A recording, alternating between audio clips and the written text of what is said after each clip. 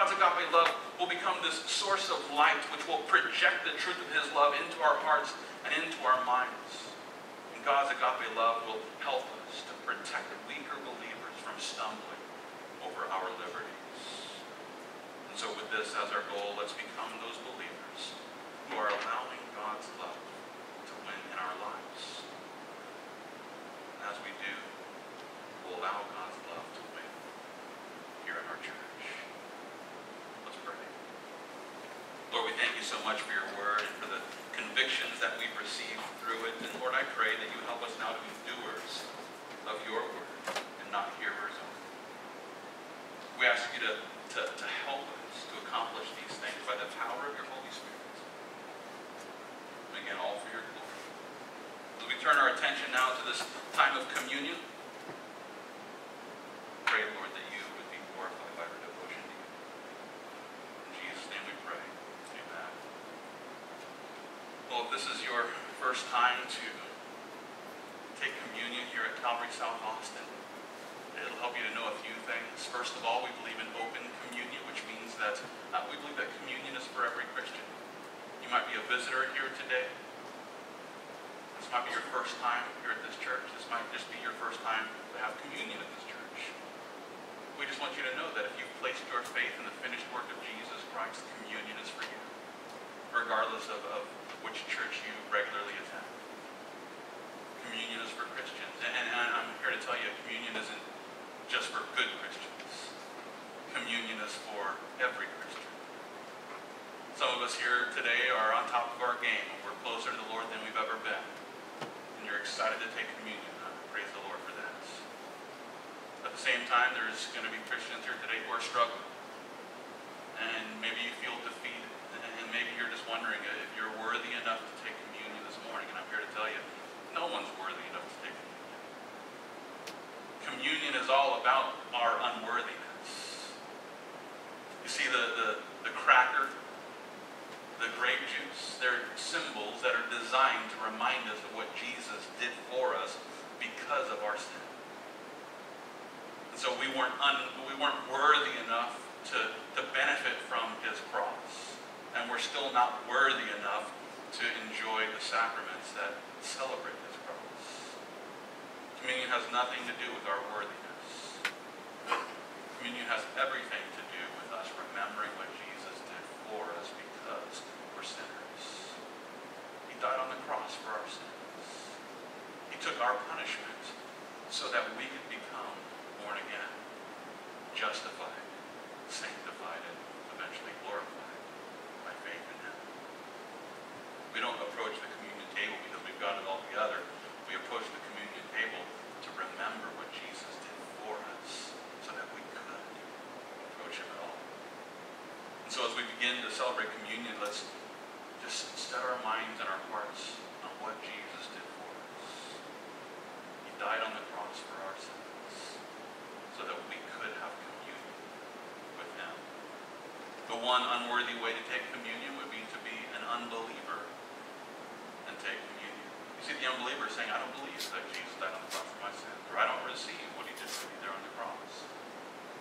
And if that's your conviction this morning, I'm here to let you know. I'm glad you're here.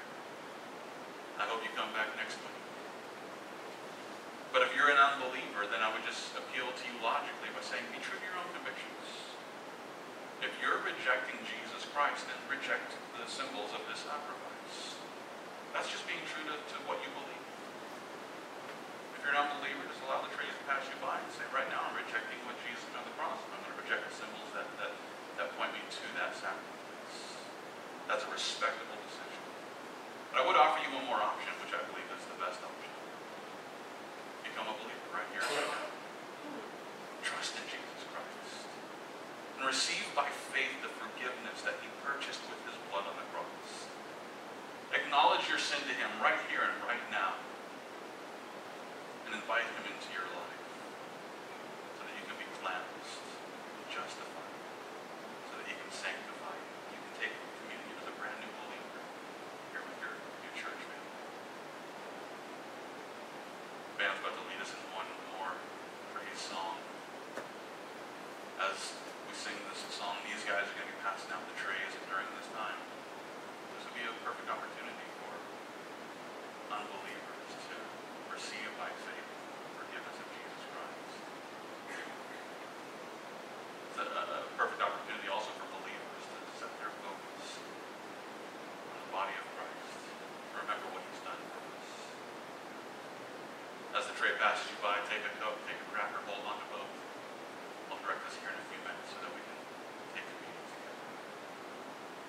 Lord Jesus, thank you so much for what you've done for us.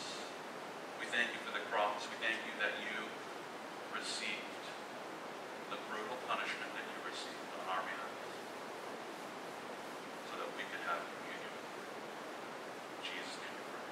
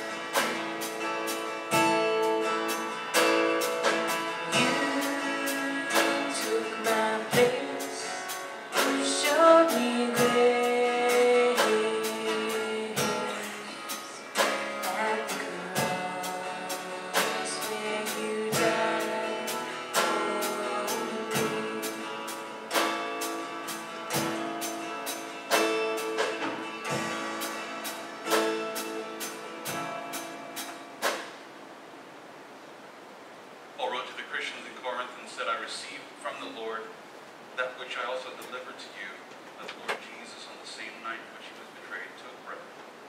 When he had given thanks, he broke it and said, take, eat. This is my body which is broken for you. Do this in remembrance of me. In the same manner, he also took the cup after supper, saying, this is the new covenant in my blood. This do as often as you drink it in remembrance of me. As we hold this cracker and this cup, I always find it interesting that the Lord gave us this sacrament, one in which we take a piece of bread, unleavened bread, and a cup of grape juice. It's said that on the night of the first communion that the Lord took a handful of grapes, crushed those grapes into the cup, and passed that cup of grape juice around. And I always find that interesting because that's exactly what was about to happen to Jesus. His body was about to be broken open by a whip, and he was about to be squeezed and crushed, and all his blood was about to come out. And that's what we have right here, symbols of his body which was broken open for us, and his blood which was shed for the remission of our sins. And as we prepare our hearts to receive communion, it's important to understand that the Lord gave us something that we would consume because that's where he wants to be in our lives, inside of us. I know who I am. I know what kind of person I am. Loud, outspoken, opinionated, bold, and And I can understand why sometimes we really want to be around me, yet the Lord Jesus wants to actually be inside of me.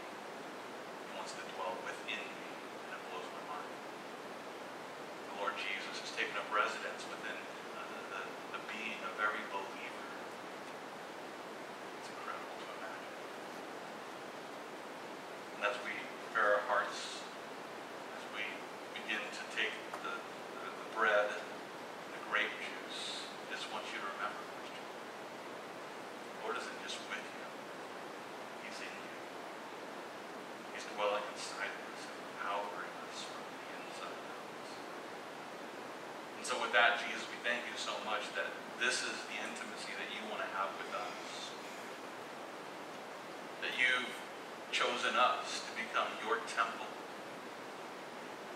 And you've taken up residence within those who have placed their faith in you. We thank you, Jesus, for what you've done for us, for accomplishing what we couldn't accomplish for ourselves. Thank you for fulfilling the law on our behalf so that we could walk in the new covenant, according to the new commandments, that the thou shalt not have become thou shalt. Lord, help us now to walk in your love, for your glory. In Jesus' name we pray. Let's take the communion together.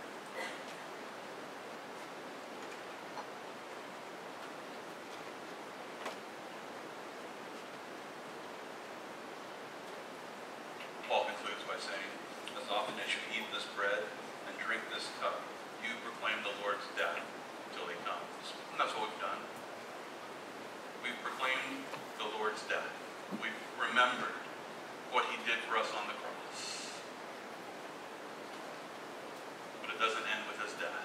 Paul says that we've proclaimed the Lord's death until he comes. The Lord's coming back. And it's sad to say that this doctrine of the Lord's imminent return is disappearing from the church. May it never be here. The Lord is coming back. It's the only hope I have. And it's the only hope you have. And so as we proclaim the Lord's death till he comes today, let's continue to proclaim the Lord's death until we find ourselves in his presence forevermore. Amen. As we look forward to the return of the Lord, let's stand together and let's sing his praises. One more worship song.